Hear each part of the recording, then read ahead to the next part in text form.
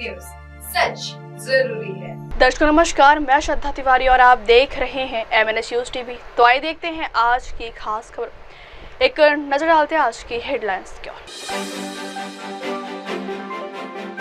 राज्यसभा में तीखी बहस और सुबह तक वोटिंग के बाद नेता क्या? वक्फ संशोधन बिल पर चर्चा के दौरान सदन से क्यों दूर रहे शरद पवार? वक्फ बिल को लेकर CPI सांसद KA रहीम ने बताया कहा। तो आइए देखते हैं खबरें विस्तार से। राज्यसभा में तीखी बहस और सुबह तक वोटिंग के बाद नेता क्या बोले? नई दिल्ली वक्फ बिल 2025 लोकसभा के बाद राज्यसभा में भी पास हो गया है। इसके साथ ही बिल को संसद की मंजूरी मिल गई है। ऊपरी सदन में गुरुवार को पेश होने के बाद 11 घंटे की मैराथन चर्चा के बाद शुक्रवार तड़के विधेयक पारित हुआ। इसके पक्ष में 128 और विरोध में 95 मत लड़े। लोकसभा पहले ही इसे मंजूरी दे चुकी थी। बिल राज्यसभा में पास होने से पहले NDA और विपक्षी सांसदों में जमकर तीखी बहस हुई। अल्पसंख्यक मामलों के मंत्री किरेन रिजिजू ने चर्चा का जवाब देते हुए विपक्ष के इन आरोपों को खारिज कर दिया है कि सरकार अल्पसंख्यकों को डराने के लिए यह बिल लाई है। दिल्ली वक्फ संशोधन बिल राज्यसभा में पारित। राज्यसभा में विपक्ष के नेता और कांग्रेस अध्यक्ष मल्लिकार्जुन खड़गे ने कहा, हमने विधेयक पर अपने विचार उनके सामने रखे। उन्होंने नकारात्मक रुख अपनाया है और वे इसे आगे बढ़ा रहे। बीजेपी सांसद रवि किशन ने कहा कि 48 लाख एकड़ जमीन से गरीब मुसलमानों की जिंदगी बदलेगी, आने वाली पीढ़ियों की जिंदगी बदलेगी। वहां से इनकम होगी, उससे गरीबों के लिए अच्छे कामों में इस्तेमाल किया जाएगा, जैसे स्कूल, मेडिकल, हेल्थ। गरीबों के शादियों में काम आएगी। इसके लिए PM मोदी का खास आभार। नई दिल्ली वक्फ बिल 2025 लोकसभा के बाद राज्यसभा में भी पास हो गया है। इसके साथ ही बिल को संसद की मंजूरी मिल गई है। ऊपरी सदन में गुरुवार को पेश होने के बाद 11 घंटे की मैराथन चर्चा के बाद शुक्रवार तड़के विधेयक पारित हुआ। इसके पक्ष में 128 और विरोध में 95 मत लड़े। लोकसभा पहले ही इसे मंजूरी दे चुकी थी। बिल राज्यसभा में पास होने से पहले NDA और विपक्षी सांसदों में जमकर तीखी बहस हुई। अल्पसंख्यक मामलों के मंत्री किरेन रिजिजू ने चर्चा का जवाब देते हुए विपक्ष के इन आरोपों को खारिज कर दिया है कि सरकार अल्पसंख्यकों को डराने के लिए यह बिल लाई है। दिल्ली वक्फ संशोधन बिल राज्यसभा में पारित। राज्यसभा में विपक्ष के नेता और कांग्रेस अध्यक्ष मल्लिकार्जुन खड़गे ने कहा, हमने विधेयक पर अपने विचार उनके सामने रखे। उन्होंने नकारात्मक रुख अपनाया है और वे इसे आगे बढ़ा रहे। बीजेपी सांसद रवि किशन ने कहा कि 48 लाख एकड़ जमीन से गरीब मुसलमानों की जिंदगी बदलेगी, आने वाली पीढ़ियों की जिंदगी बदलेगी। वहां से इनकम होगी, उससे गरीबों के लिए अच्छे कामों में इस्तेमाल किया जाएगा, जैसे स्कूल, मेडिकल, हेल्थ। गरीबों के शादियों में काम आएगी। इसके लिए PM मोदी का खास आभार। वक्फ संशोधन बिल संसद के दोनों सदनों से आज पारित हो गया है। हमारे साथ हैं बीजेपी सांसद रवि किशन। बहुत दिनों से आप लोग इंतजार कर रहे थे, अब दोनों सदनों से, राज्यसभा से भी ये बिल पारित हो गया, क्या कहेंगे आप? बहुत मैं उस सभी पहले तो यशस्वी प्रधानमंत्री मोदी जी को कि ये सोच और उस सभी गरीब मुसलमानों को जिनकी ज़िंदगियां बदलेगी, जिनके बच्चों की आने वाली पीढ़ी की ज़मीन, वो ज़मीन अब वो 48-39 लाख एकड़ ज़मीन उन गरीबों के काम आएगी। वहाँ से जो इनकम होगी, आवक होगी, अब गरीब मुसलमानों के अच्छे कार्यों में जाएगी, उनके भविष्य के लिए स्कूल, कॉलेजेस, मेडिकल फैसिलिटीज़, वो इनकम गरीब किसी की शादी ब्याह में काम आएगा। तो ये बहुत अच्छी सोच, ये अद्भुत सोच के लिए मैं मोदी सरकार को, मोदी जी को बारंबार धन्यवाद देना चाहता हूँ। तो आप जो राहुल गांधी कह रहे हैं कि ये मुसलमानों की ज़मीन हड़पने की साजिश है, उनको क्या कहेंगे? नहीं, वो पूरा मुसलमान समाज, देखिए end of the day the God, जनता ही भगवान है। जनता में बहुत अच्छा संदेश है। विपक्षी नेता अपनी बात कहेंगे क्योंकि विपक्ष में विरोध करना उनका काम है, लेकिन जनता खुश है, जनता जान रही है।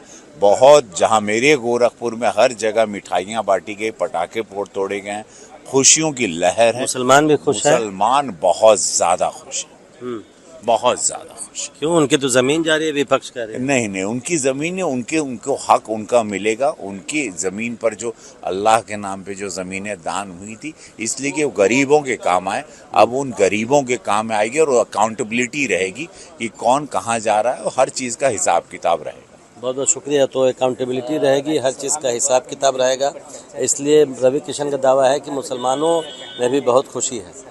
नई दिल्ली से प्रशांत, NDTV इंडिया। जो कांग्रेस कह रही थी कि अनकॉन्स्टिट्यूशनल है, ऐसा कुछ भी नहीं है, ये बात रखी गई है और ये मुस्लिमों के फायदे के लिए। देखो, ये उनका इंटरप्रिटेशन है, हमारा इंटरप्रिटेशन जो है हमने उनके सामने रखा, लेकिन अगर वो नहीं मानते हैं तो इसका मतलब है कि पहले से वो नकारात्मक स्टैंड लिए हैं, वो उसको आगे चला रहे हैं। सर, मणिपुर पे भी आज डिबेट हुई है, उस पे क्या कहेंगे आप? कहना है कि और देर रात में डिबेट की गई, आप लोग आपने अपनी बात रखी। मणिपुर का है, आपको तो मालूम है, वहाँ तो सैकड़ों लोग मरे, रेप हो गए, घर जले हैं, बच्चों की तालीम खत्म हो गई है, कॉलेज बंद हो गए, स्कूल बंद हो गए और कोई सुरक्षा वहाँ नहीं है, घर नहीं है। अब ऐसे स्थिति में प्राइम मिनिस्टर उनकी व्यवस्था करने के छोड़ के, तुम्हारे जमाने में क्या हो गया था, ये आपने ये किया, इतने दिन आपके प्राइम मिनिस्टर ने की। अरे मैं पहले ही उनको बोला, आप ये बोलेंगे कि आपने कितने बार क्या क्या किया, ये पहले ही कहेंगे, हम बोला वही बोले। इसीलिए देखिए, यहाँ तुलना करने का समय नहीं है, यहाँ पर सॉल्यूशन का प्रश्न है और वो सॉल्यूशन करने में विफल हो गया गवर्नमेंट। इसीलिए हम ये चाहते हैं कि खुद प्राइम मिनिस्टर जाके इसको सुलझाए। अगली खबर, वक्फ संशोधन बिल पर चर्चा के दौरान सदन से क्यों दूर रहे शरद पवार। वक्फ संशोधन बिल को लेकर संसद के दोनों सदनों से लेकर पूरे देश में हंगामा चल रहा है। रात भर संसद में बहस हुई, उसके बाद सांसदों के मतों के आधार पर दोनों सदनों में आखिरकार बिल पास कर दिया गया। कांग्रेस, आप, सपा, बसपा समेत तमाम राजनीतिक संगठनों ने बिल का विरोध किया, लेकिन सदन में शरद पवार की गैर मौजूदगी कई सवाल खड़े करती है। वक्फ संशोधन विधेयक को लेकर एनसीपी की भूमिका को लेकर संशय की स्थिति बनी हुई है। ऐसा इसलिए क्योंकि बिल को लेकर संसद के दोनों सदनों में हुई चर्चा और वोटिंग से एनसीपी के सांसद अमोल कोल्हे और शरद चंद्र पवार पार्टी के नेता सुरेश बाल्यामामा महात्रे सदन में गैर हाजिर रहे। सांसद सुरेश महात्रे वक्फ संशोधन विधेयक को लेकर बनाई गई जेपीसी कमेटी के सदस्य भी थे, फिर भी वह इस अहम चर्चा में शामिल नहीं हो रहे। ये कहीं ना कहीं सवाल खड़े करता है। राष्ट्रीय कांग्रेस पार्टी के सदस्यों और करीबियों का कहना है कि शरद पवार बीमार थे और वह मुंबई में ही अपना इलाज करवा रहे थे। इस वजह से वह वक्फ बिल पर दोनों सदनों में हुई चर्चा में शामिल नहीं हो। वक्फ संशोधन बिल को लेकर संसद के दोनों सदनों से लेकर पूरे देश में हंगामा चल रहा है। रात भर संसद में बहस हुई, उसके बाद सांसदों के मतों के आधार पर दोनों सदनों में आखिरकार बिल पास कर दिया गया। कांग्रेस, आप, सपा, बसपा समेत तमाम राजनीतिक संगठनों ने बिल का विरोध किया, लेकिन सदन में शरद पवार की गैर मौजूदगी कई सवाल खड़े करती है।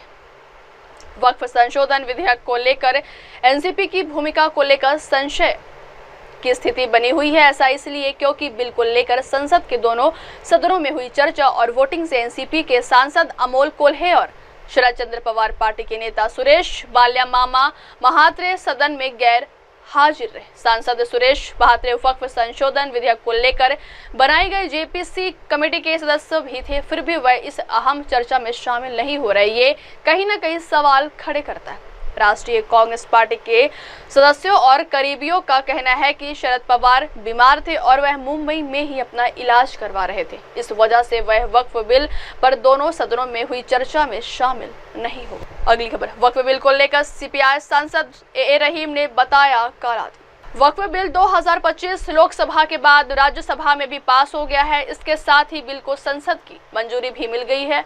वहीं ऊपरी सदन में गुरुवार को पेश होने के बाद 11 घंटे की मैराथन चर्चा के बाद शुक्रवार तड़के विधेयक पारित भी हुए। इसके पक्ष में 128 और विरोध में 95 मत भी लड़े। बिल राज्यसभा में पास होने से पहले एनडीए और विपक्षी सांसदों में जमकर तीखी बहस भी देखने को मिली है। वक्फ संशोधन बिल राज्यसभा में पारित। सीपीआई सांसद ए रहीम ने कहा कि यह धर्मनिरपेक्ष भारत का काला दिन है। 1992 की दुर्भाग्यपूर्ण घटना की तरह बाबरी मस्जिद का विध्वंस यह पूरी तरह से असंवैधानिक है, धर्मनिरपेक्षता की भावना के खिलाफ है। चूंकि यह एक असंवैधानिक कानून है, इसलिए इसे अदालत में चुनौती दी जाएगी। हम उनकी तरफ से अच्छे फैसले की उम्मीद कर सकते हैं। वक्फ बिल 2025 लोकसभा के बाद राज्यसभा में भी पास हो गया है। इसके साथ ही बिल को संसद की मंजूरी भी मिल गई है। वहीं ऊपरी सदन में गुरुवार को पेश होने के बाद 11 घंटे की मैराथन चर्चा के बाद शुक्रवार तड़के विधेयक पारित भी हुए। इसके पक्ष में 128 और विरोध में 95 मत भी लड़े। बिल राज्यसभा में पास होने से पहले एनडीए और विपक्षी सांसदों में जमकर तीखी बहस भी देखने को मिली है। वक्फ संशोधन बिल राज्यसभा में पारित। सीपीआई सांसद ए रहीम ने कहा कि यह धर्मनिरपेक्ष भारत का काला दिन है। 1992 की दुर्भाग्यपूर्ण घटना की तरह बाबरी मस्जिद का विध्वंस यह पूरी तरह से असंवैधानिक है, धर्मनिरपेक्षता की भावना के खिलाफ है। चूंकि यह एक असंवैधानिक कानून है, इसलिए इसे अदालत में चुनौती दी जाएगी। हम उनकी तरफ से अच्छे फैसले की उम्मीद कर सकते हैं। In Rajya Sabha Waqf Amendment Bill passed, how do you see this and what is your comment? Actually, this is a black day of the Indian secular India, the secular Indian history. This is a black day. There is no doubt. Like 1992, there is an incident, an unfortunate incident in Indian secular history. That, as we know, that is the Babri Masjid demolition day. Like this is also we can calculate as a black day and black mark of the secular India. So it is absolutely unconstitutional as well. It's unconstitutional. This is against the spirit of Indian secularism, which provided by the Holy Constitution, Indian Constitution. So I would like to urge upon the government, and I would like to appeal to all democratic forces in the country, because we have, irrespective of politics, all democratic forces have a duty, have an obligation to protect and safeguard the Constitution and their values. Sir, what will be the next course of action? So we can expect, as you know, that this is an unconstitutional, I said, this is an unconstitutional legislation. So it would be challenged before the court. So we can expect a good decision from their side. This unconstitutional. अब वक्त हो चला दर्शकों, break से लौटने के बाद देखिएगा देश और दुनिया की तमाम बड़ी खबरें। बने रहिए MNS न्यूज टीवी पर। नमस्कार। Hi, this is Abhijit Sawant and you are watching MNS News. आप देख रहे हैं MNS न्यूज, सच जरूरी।